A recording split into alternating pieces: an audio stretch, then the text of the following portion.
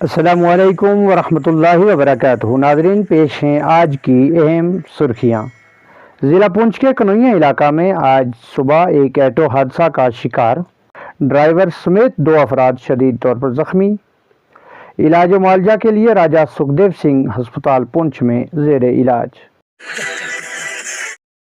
ضلع پونچھ کی تحصیل مینڈر میں Jammu university of Poonch campus سے پروفیسر ڈاکٹر روبیہ بخاری اور انڈین آرمی کے اشتراک سے پروگرام منعقد۔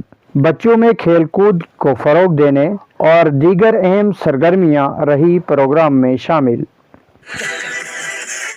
ضلع پونچھ میں پوشن بھی پڑھائی بھی تربیتی پروگرام کا انعقاد۔ تربیتی پروگرام کا افتتاح ضلع ترقیاتی کمشنر پونچھ وکاس کنڈل نے کیا۔ چودھری وزیر محمد ہاکلہ گورنمنٹ گجر بکروال ہاسٹل پونچھ میں منعقدہ افتتاحی تقریب میں کی شرکت۔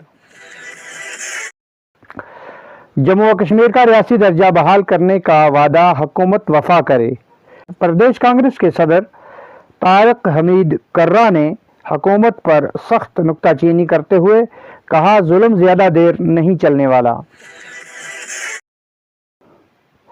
شاہدرہ شریف راجوری میں آگ کی ایک ہولناک واردات میں 2 دکانیں خاکستر، لاکھوں کا سامان جل کر راکھ کے ڈھیر میں تبدیل۔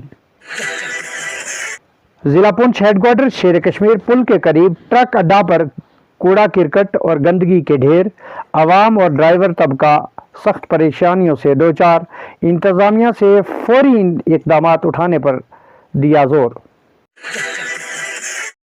محکمہ ایریگیشن فلڈ کنٹرول پر پونچھ کھوڑی ناڑ کے لوگ بھرم۔